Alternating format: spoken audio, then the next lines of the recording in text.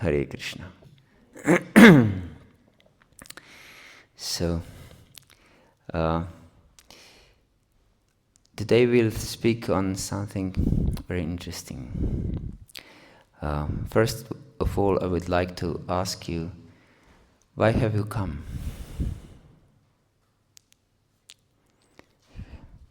Interested. You're interested? Yeah. Yes.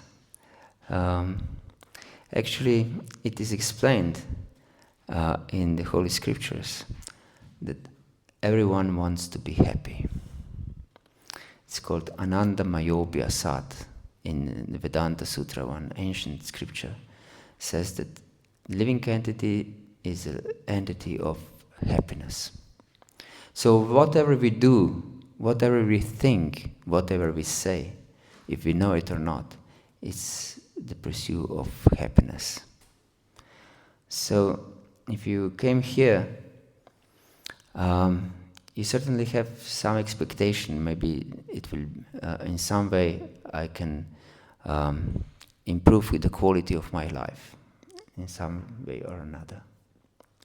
Yes. So whatever we do, it's the pursuit of perfection, of perfect happiness, actually. And there was a big gathering of sages 5,000 years ago in the forest called Naimisharanya in India. And they were discussing absolute truth. And they chose the best of sages amongst themselves. And they said to him, Burini buri karmani shrotavyani vibhagasha adoksadotryat samram samudrita manisha bruhi badraya bhutanam yanatma suprasidati. They asked him, please, you have studied many different shastras, that means scriptures, holy reads, writings, and please explain us what is the essence of everything, because in different scriptures there are different procedures explained, and different paths and different rituals and different divinities and so on. Please explain us what is the essence of everything, by which Shri Panchatattva ki jai, by which one can become suprasidati, yanatma suprasidati. Atma means self, and prasidati means happy, and suprasidati means perfectly happy, because no one wants to be partially happy. Yes, I often ask, also asked you in one class, but not the others were not here. So I will ask you again. If I ask you, how much happiness do you want in percentage? What would you say?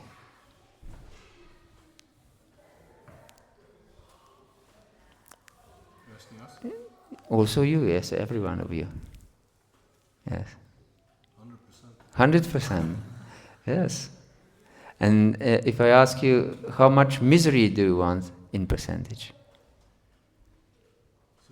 0. 0. Yes. Every time I get the same answer. And it's true. We want to be 100% happy and 0% miserable. It's natural. It's natural. And so they asked Sutta Goswami, this sage, how to achieve 100% of happiness and 0% of misery, how to become suprasidati. And Sutta Goswami answered in the next chapter of Srimad Bhagavatam. Srimad Bhagavatam means beautiful book about God. And he answers, Savai pumsam paro dharmo yato bhaktira dokshaje ahaituke apratihata yayatma suprasidati. And he uses this same word, suprasidati, how to become perfectly happy. And he says that there is only one process to achieve perfect happiness. And this is Advaita bhakti, unconditional love.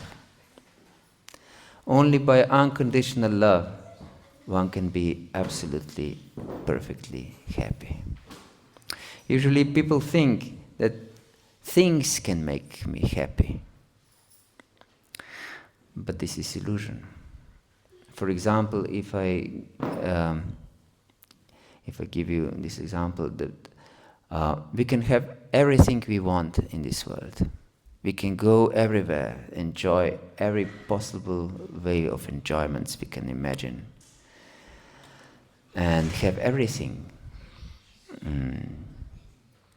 But if there wouldn't be single living entity in this world except us, would we feel happy? No, we would be completely miserable. Even if one bird would land on our finger, we would consider this much more valuable than anything we have, any type of enjoyment we can imagine.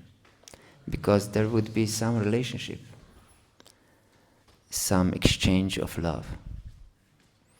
So yes, unconditional love is the answer that we can achieve perfect happiness. But the problem is that even fulfilling relationships in this world, loving relationships, will be finished. Yes, therefore, in 5th chapter of Bhagavad-Gita, Bhagavad-Gita is the basic book of Eastern wisdom. And you have it here, so we can show it.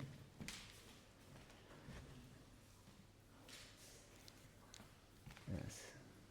Bhagavad-Gita as it is.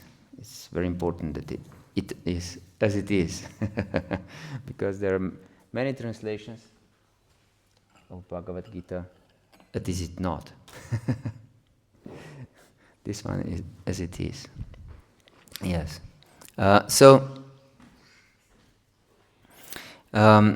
In 5th chapter of this book, it is explained, Yehi sansparashara bhoga dukkha yona evati adyantavantah kantavena teshu ramati buddha. That those who are wise, they don't try to find happiness in this world. Because every pleasure, every enjoyment, every happiness that we receive in this world makes us suffer. Dukkha yonaya. Dukkha means suffering, and yonaya means give. That this happiness of this world will give birth to misery. And why? Adyantavantah kontaya natishramati buddha. Because everything has its adi, means beginning, and anta, its end. So no sane person wants that thing that makes him happy, that it would be finished. Isn't it? Because we want to enjoy, we want to be happy. So if something that gives us happiness is finished, our happiness, our perception of happiness also finishes. Yes. We don't want that the sources of our happiness would be finished. It's simple, understandable. Yes. So we should develop this Advaita bhakti, unconditional love, to adokshaja, to the personality of absolute truth, the absolute personality, who is beyond our sense perception. Yes. Absolute also has a personality, like we do. And it's simple to understand. There must be absolute, isn't it? So everything must exist. That means that everything must exist in something. So there must be absolute, all-encompassing thing, or a person, or anything.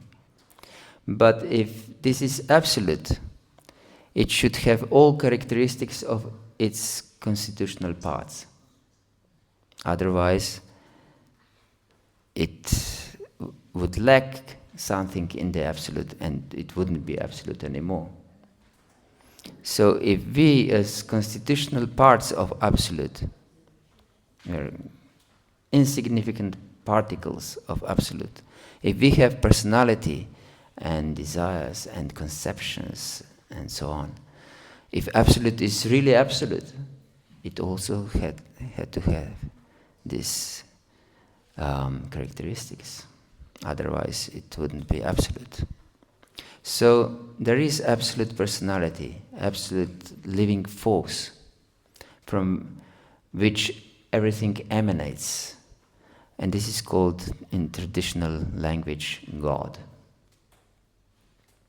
Yes. So, if we establish this loving relationship, a Hetuki Bhakti, with this personality, then we can become Suprasidati. And the path of bhakti-yoga, bhakti means love, this loving devotional service, because every love is expressed through service and nothing else. There is a joke. Once a man wrote a love letter to his beloved, and he wrote, "For you, I would cross 10 oceans and go over hundreds of mountains and through forests and through deserts and so on and so forth." And then at the end he wrote, "P.S. See you on Saturday if there is no rain." So, yes, if there is love, there should always also be service. In fact, if we are really in love with someone, all we think is how to make this person happy. Yes. And this is, of course, expressed through service. So, yes, this is the path of devotional service, bhakti-yoga. And it's not something sectarian from India or somewhere, but it's the essence of every spiritual path and tradition. For example, when Jesus Christ was asked what is the foremost commandment, he said, to love your God with all your heart, with all your soul, with your existence, and to love your neighbor as yourself. So this is bhakti. This is a Hetuki Bhakti, unconditional love. Yes, so, and what is the problem? Why every living entity doesn't have this love for the Supreme? Because we are trapped in illusion. Yes, we identify with something that we are not. It is explained in 2nd chapter of Bhagavad-gita that this living force is eternal. Spirit is always eternal. Also matter is eternal. It's surprising, but it is eternal. But it's always changing. And we can understand even from basic physics that we live in constant illusion. For example, it's known basic physical truth that everything is in constant change, isn't it? And we can perceive this because we can get older. We get older, if we want it or not. So everything is in constant change, even this wood and walls and everything. So, and there is some time that light needs to travel some distance, isn't it? This is also scientific fact. So whatever we perceive, that means that we perceive light that was reflected from certain object. But this certain object has already changed, because it's in constant change. So whatever we perceive in this world is gone, doesn't exist anymore, actually. Yes, so whatever we perceive, it's illusion. But this is very simple example. So we should know, we can also attest this in our own life. If we take a picture when we were born in one hand and a mirror in the other, we can see that we are completely different. Our body is completely different. Even scientists say that every 7 years we completely change all the cells of our body. So, how many times we have changed all the cells of our body? Yes. So, on our bodily level, we completely changed. But not also on a gross body, also our subtle body. Our ideas changed. Our perceptions changed. Our desires changed. Yes. So on the gross and subtle level, we are completely different personality. But if you ask your mother, who is this little baby on the picture? She would say, it's you. But who's this you? The body is not the same. The mind is not the same. But still we are the same person. And this person is called Atma, the self. Or in traditional language, the soul. The living force. So, in order to be happy, to be suprasiddhati, we should feed our soul. Yes, we discussed this. If we want our body to be nourished, we should feed it with some biological food, because the body itself is biological substance. So it needs biological food. If our mind wants to be satisfied, we should feed it with something subtle, like music, art, and philosophy, and so on. But if we want our soul, ourselves to be happy, we should be fed by spiritual food. That means by bhakti, by devotional service. So this is the scientific process of how to connect to the Supreme Personality of Godhead through devotional service, through the path of bhakti-yoga.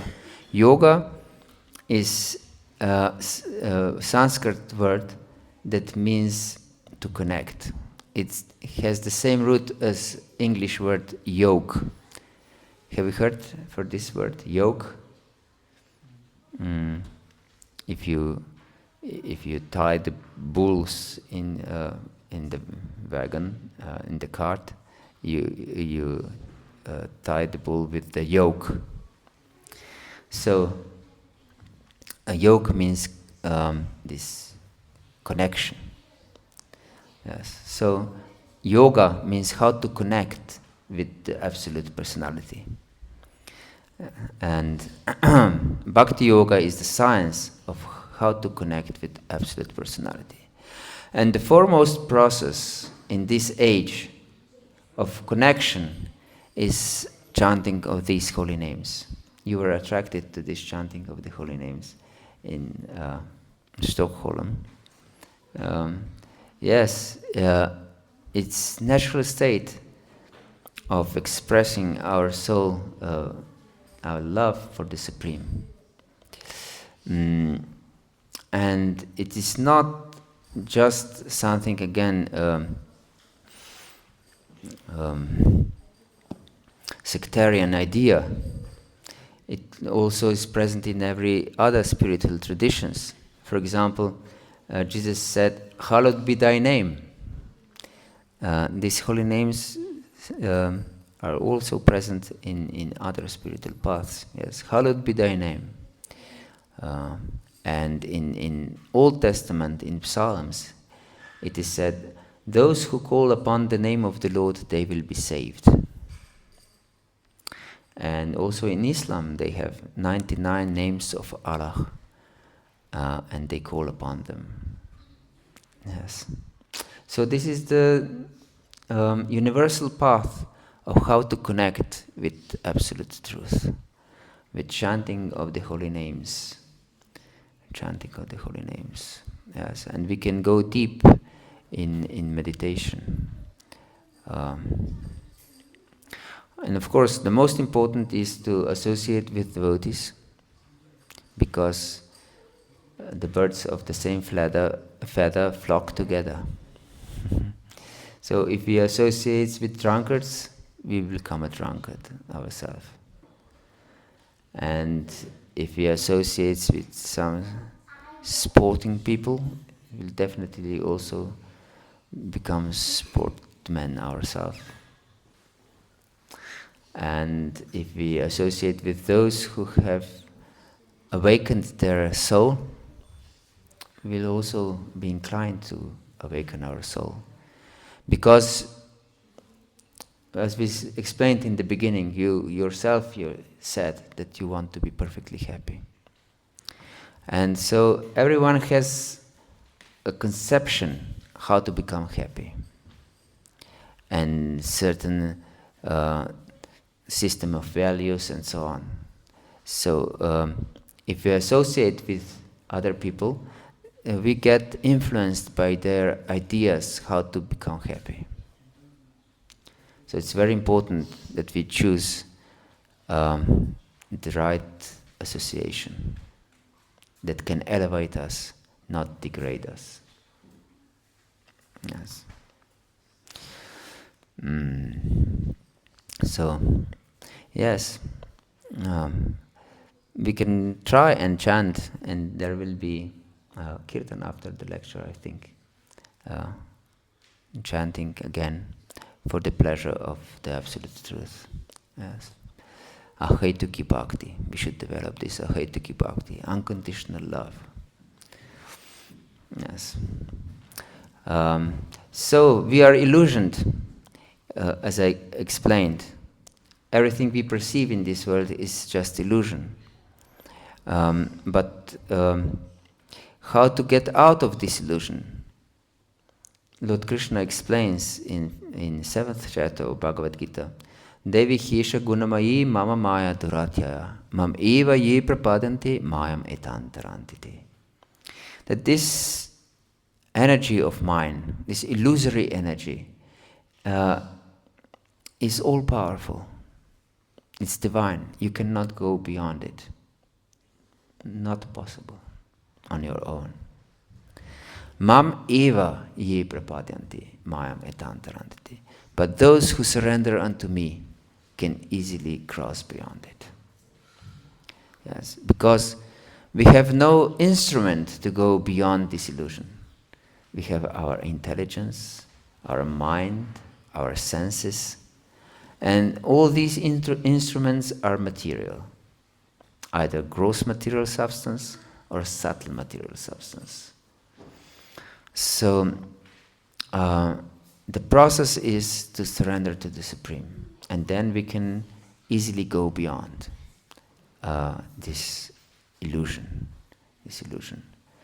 And the process we also already discussed, is chanting of the holy names and associating with devotees, and feasting. Chanting, dancing, and feasting is the scientific process. Everyone wants to chant and dance and feast, isn't it? Even atheists love to chant and dance and feast. Yes, because it's natural expression of the soul. So, yes, it's nothing artificial. It's just natural way of living, natural way of blissful living. Yes. So we apply this natural way of blissful living, but for the pleasure of the Supreme. Yes. Because if we apply this natural way of blissful living for ourselves, our selfish existence will be in constant anxiety. Why? Because if we want to be in the center of our life, we'll be confronted with other living entities who also want to be in the center. Isn't it?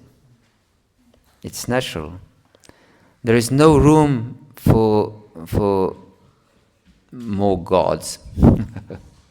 So if we want to be God, if we put ourselves in the center, we'll be definitely in conflict with other living entities who also put themselves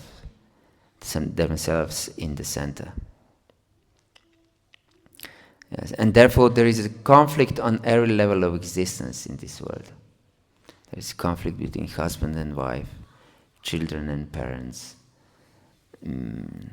between students and teachers, between friends even.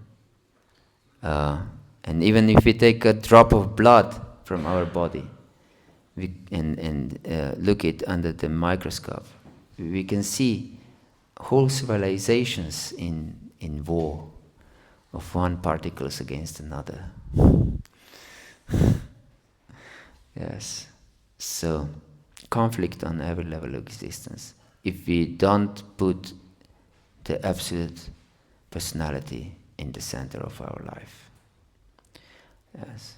So, the process is to put the Lord in our life in the first place. This is the process. Yes. Otherwise, we are always just struggling for existence. Just struggling for existence. And it's called in Srimad Bhagavatam, Pritak Bhava. Pritak means separate.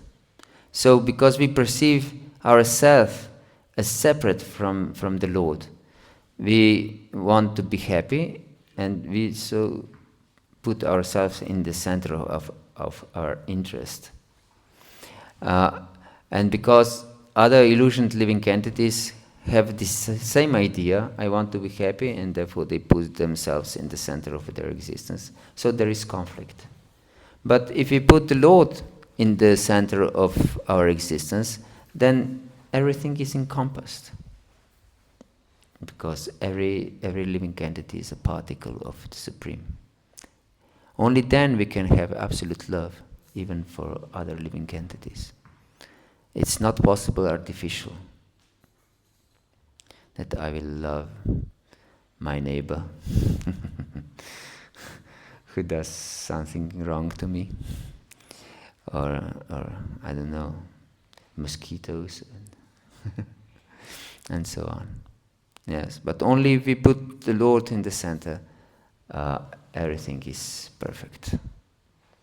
Yes. So, I invite you to join this chanting and dancing after the class. And do you have any questions? We have some time for discussion. Do you have any questions or comments or doubts?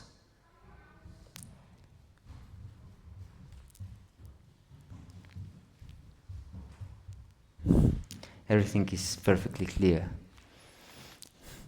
Or maybe nothing is clear.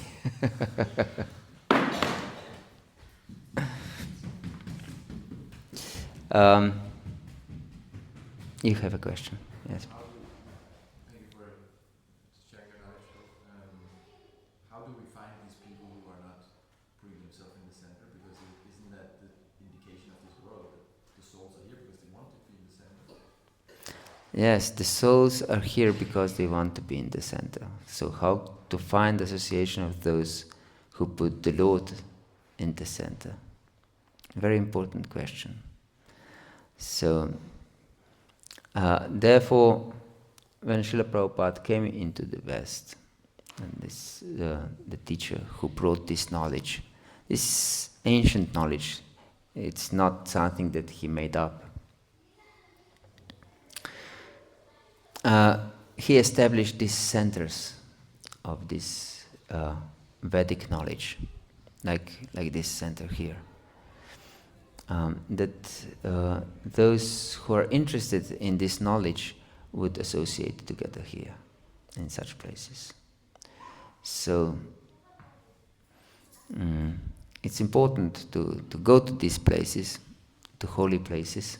These are holy places.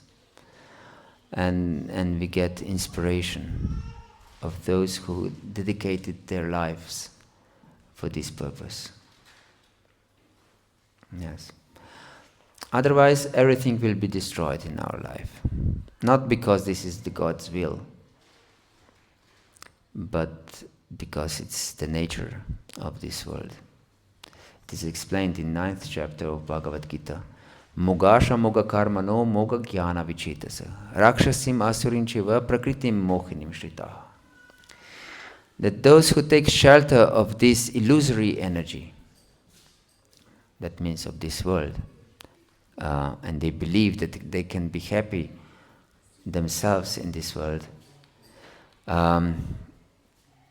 everything is destroyed. Their hopes are destroyed. Their work is destroyed. Their knowledge is destroyed. Yes. Everything they hope that will make them happy will be destroyed. Yes. So, if one is intelligent, he will find some other solution. Not the solution that it will be great failure. Yes. It is similar to build a house on a landslide. You know what is landslide?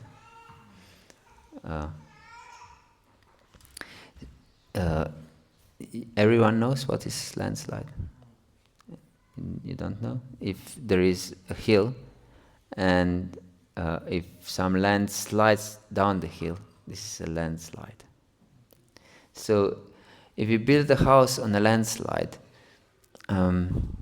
and people are warning us, don't build house here because it's landslide and it will be destroyed. But if we protest, but here is so nice view and very nice nature and birds are chirping. Yeah. I want to have house here. Yes. And we build a house on a landslide. And then when the landslide is activated, everything is taken away. And we lament, oh, I lost my everything I had, and so on. But this is craziness to build a house on a landslide. And it's the same. We build our life on something that it will be taken away. We build our hopes on something that will be taken away. Yes. So if we think that family can make me happy, we'll be disappointed. If you think that money can make me happy, I'll be disappointed. If you think that enjoyments of this world can make me happy, I'll be disappointed. Yes. So only some substantial thing can make us happy. And this substantial thing is relationship with the Absolute. Nothing else is substantial. Everything else will be just taken away. Hare Krishna.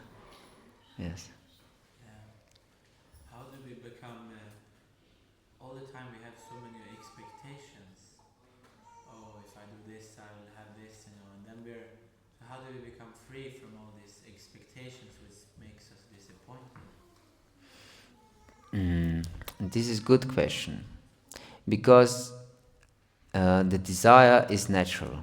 we cannot become desireless. It's an expression of life. Desire is an expression of life.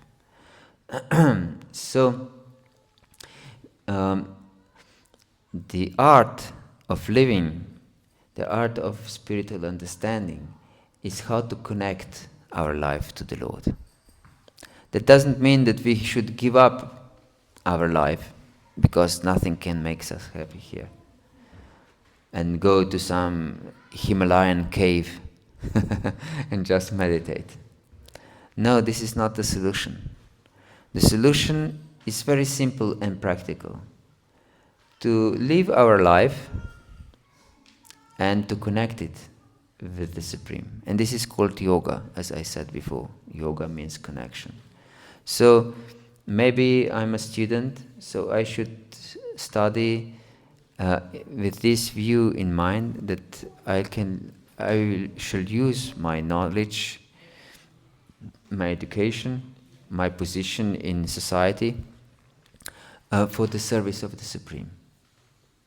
And I can use my facilities, my money, my house, my wealth for the service of the Supreme. So I can use my music abilities and everything else, every ability. Everyone has some ability. And it is explained in 7th chapter of Bhagavad-Gita, Paurusham Nrishu, that I'm ability in man. So this is God-given ability. Everyone has some ability.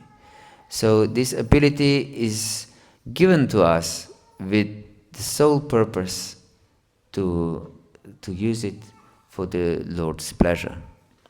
And if we use it for the Lord's pleasure, then it is used perfectly. And it will be the means of our liberation, in fact. Yes. Because on our attitude depends our destiny. This is important to understand.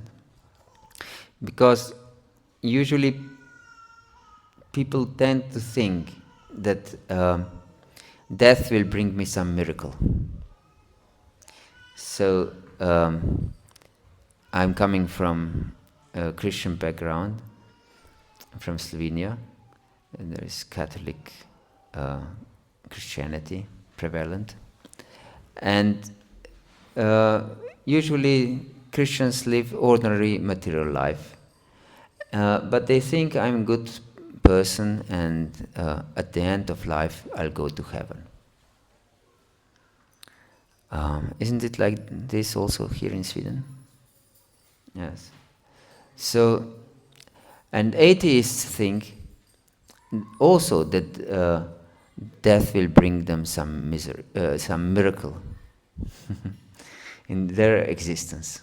They think, I'm existing now, but when death will come, I will exist no more. It's also believe in miracle at the time of death. Yes.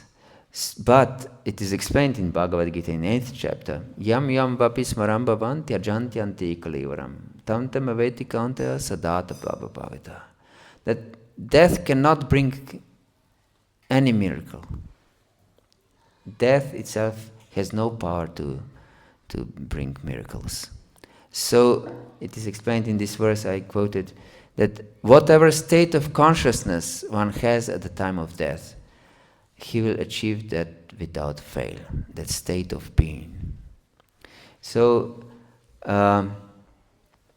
if we want to go to heaven after death, we must live in heaven now. And if we think that we will not exist after death, we shouldn't be existing now. Otherwise, it's just some belief in some miracles. And if you want to go to spiritual world, that means world of eternity and perfect love, we should live in spiritual world now. So this bhakti-yoga process is the process of how to live in spiritual world now, not in some promise in the future. But we should take the process seriously. Otherwise, it is just a joke. Yes. If we have material consciousness, we'll never enter the spiritual realm. Not now, not after death. Yes. So, this is the process of how to think of Lord all the time with devotion. Yes. And the easiest way is to chant, dance, and feast in the association of Lord's devotees, and to hear philosophy, and to read philosophy, to understand philosophy correctly ourselves. Yes, to have proper perception, proper attitude. Hare Krishna.